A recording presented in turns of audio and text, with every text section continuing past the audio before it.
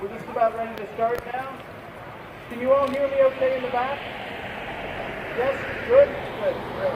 Thank you. A little louder, somebody said. A little louder? How's it? Is this loud? It's all right?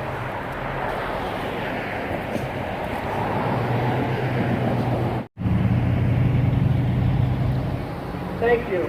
My name is Jim Schiff, and I am Vice President of the John Updike Society. I'm also the Commissioner of Local Weather, so that was my task to take care of the weather. I hope you can please. Thank you. I would like to welcome a number of honored guests, and I will just ask them, some I will mention individually, some collectively, and you can just kind of wave your hand or stand if you will. But I would like to thank the John Updike Society Board. They could wave their hand or stand. Thank you very much for all your work. The John Updike Childhood Home Board and the Advisory Board. If you all could wave and let us know where you're at. Thank you for all your efforts. I would also like to welcome honored guest State Senator Judy Plank, First County Commissioner Michael Rivera, Updike classmate Joan Youngerman,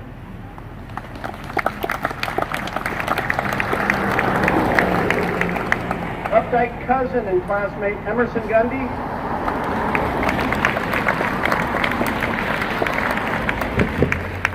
and John and Mary Updike's 4 children, Elizabeth Updike Kovla, David Updike, Michael Updike, and Miranda Updike.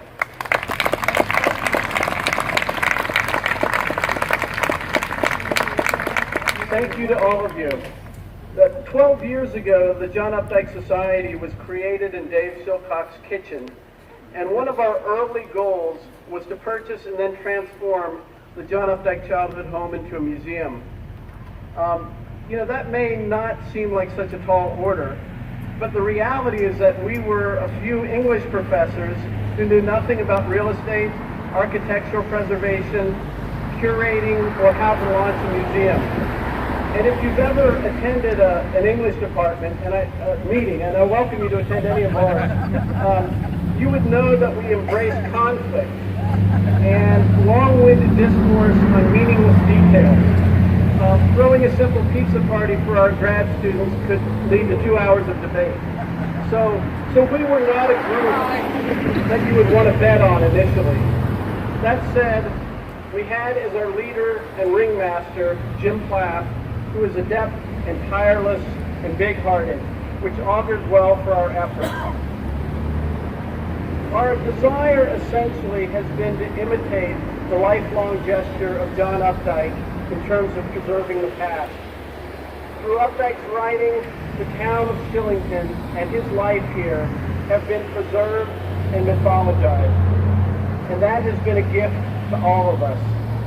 Shillington resonates within those of us who have read him. So I suppose really that our objective with the John Updike Childhood Home is to do what John Updike did, which is to preserve something that feels worth preserving. This house, we hope, will complement Updike's writing and become a spot on the global literary map, like Hemingway's Key West home or Dickens' home in London. We view this house as a tribute to John Updike and as a gift to, as well as a partnership with Shillington. We thank you for being here today, and before I move on to our next speaker, I was also told that we unfortunately do not have programs today that we thought we were going to have, but if anybody would like a program from this occasion, and Museum Commission. Thank you. To John Updike. He will today join a group of authors who were either born, raised, lived, or worked in this Commonwealth, including such luminaries as Benjamin Franklin, James Michener, Louisa May Alcott.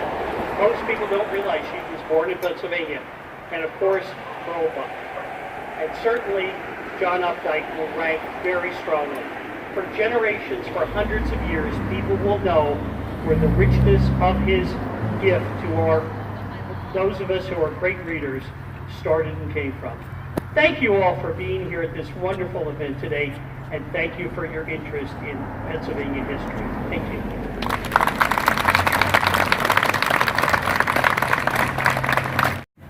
Good afternoon, everyone. Thank you all for coming out today. I'm Miranda, the youngest of John's 4 children, and I just have a few words to say. Our father would be so touched, well, actually, touched isn't quite the right word. I think he'd actually be shocked to know that a group of fans would get together and make a museum in his honor. It's much more than a museum. A museum in his very own childhood house. Devoted John Updike fans spent time and energy, resources, and much care to restore this beautiful house at 117 Philadelphia Avenue. The time period when our father lived here. This house is where the seeds of his creativity sprouted. He made art, he grew relationships and developed memories and sentiments here in this house, as well as stretching out into the community. On behalf of my siblings, Elizabeth, David, Michael, and myself, the Updike family would like to thank you all for this amazing tribute to our father, John Updike.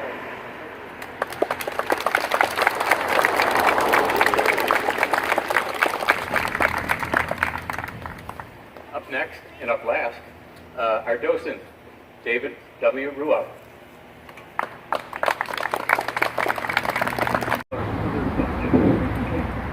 I was raised in Shillington, a couple doors away. Sorry, can you hear me now? Okay. I was raised a few doors away here and had the privilege the last 8 years because my office is in the childhood annex over here. So I've seen it. Jim Schiff, everybody's been managing from afar, but I've been on the ground with all the restoration, the carpenters and the plumbers and the painters, and it's been a joy. One thing when we finish here, the public is here, going to get tours, and we'll kind of let you go 10 at a time to go through, and of course our society members are going to do this later. Anyway, as John Updike said, this is where his artistic eggs were hatched. So it's a thrill for me to be associated with all these people. So with that, is Mayor Hubner here to cut the ribbon? There he is. He's going to cut the ribbon, and then you're welcome to come through for the tour. Thanks, everybody.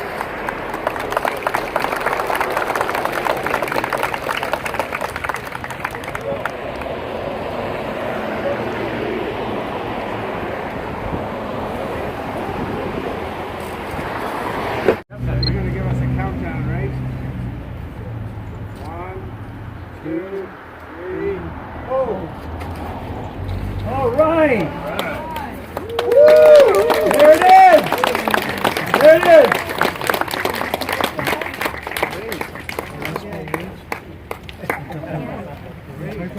Great job, Jim. All right, next up, running with scissors.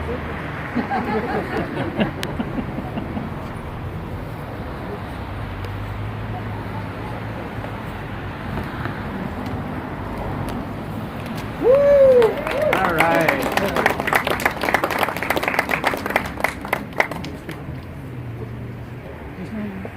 Okay. And the museum historical, I can't remember the official title. The commission would like all the Updike siblings to pose by the marker so that it can be posted on the website. So could everybody, we're going to go 10 at a time in here.